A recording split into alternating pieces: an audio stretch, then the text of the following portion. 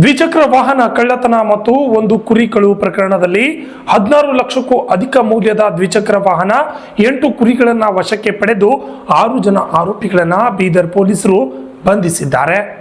ಮೇಲಾಧಿಕಾರಿಗಳ ಮಾರ್ಗದರ್ಶನದಂತೆ ಚಂದ್ರಕಾಂತ್ ಪೂಜಾರಿ ಹೆಚ್ಚುವರಿ ಪೊಲೀಸ್ ಅಧೀಕ್ಷಕರು ಬೀದರ್ ಅವರ ಮುಂದಾಳತ್ವದಲ್ಲಿ ಭಾಲ್ಕಿ ಉಪವಿಭಾಗದ ಶಿವಾನಂದ ಪವಾಡ್ ಶೆಟ್ಟಿ, ಡಿವೈಎಸ್ಪಿ ಭಾಲ್ಕಿರವರು, ಅಮರೇಶ್ ಪಿಐ ಭಾಲ್ಕಿ ನಗರ ಸೇರಿದಂತೆ ನುರಿತ ಅಧಿಕಾರಿಗಳ ತಂಡಗಳನ್ನು ರಚಿಸಿದ್ದು, ತಂಡವು 10 ದ್ವಿಚಕ್ರ ವಾಹನಗಳನ್ನು ವಶಪಡಿಸಿಕೊಂಡು 2 ಆರೋಪಿತರನ್ನು ವಶಪಡಿಕೆ ಪಡೆದುಕೊಂಡಿದ್ದಾರೆ. ಅದರಂತೆ ಕಮಲ್ನಗರ ಪೊಲೀಸ್ ಠಾಣೆಯ ಉಳುವ ಯೋಗಿಯ ಜೀವನಾಂಶ ಗಳಿಕೆಯ ಆಧಾರವಾದ ಕುರಿಗಳ ಕಳ್ಳತನ ಪ್ರಕರಣವನ್ನು ಪತ್ತೆ ಹಚ್ಚಿ 28 ಕುರಿಗಳನ್ನು ಮತ್ತು ಒಂದು ವಾಹನದೊಂದಿಗೆ 4 ಜನ ಆರೋಪಿತರನ್ನು ವಶಪಡಿಸಿಕೊಂಡಿದ್ದಾರೆ. ಜಿಲ್ಲೆಯಲ್ಲಿ ಜರುಗಿದ ಕಳ್ಳತನ ಪ್ರಕರಣದಲ್ಲಿ 16,92,000 ರೂಪಾಯಿ ಮೌಲ್ಯಗಳುಳ್ಳ ಮತ್ತು 6 ಜನ ಆರೋಪಿಗಳನ್ನು ಬಂಧಿಸಿ ಭಾಲ್ಕಿ ಉಪವಿಭಾಗದ ಪೊಲೀಸ್ ಅಧಿಕಾರಿ ಸಿಬ್ಬಂದಿಯವರುಗಳು ಉತ್ತಮ ಕಾರ್ಯ ಮಾಡಿದ್ದಾರೆ. ಈ ಕಾರ್ಯಕ್ಕೆ ಪ್ರಶಂಸನ ವ್ಯಕ್ತಪಡಿಸಿ ಬಹುಮಾನದೊಂದಿಗೆ ಪ್ರಶಂಸನಾ ಪತ್ರ ನೀಡಿ ಬೀದರ್ ಎಸ್ಪಿ ಶ್ಲಾಘನೆ ವ್ಯಕ್ತಪಡಿಸಿದ್ದಾರೆ.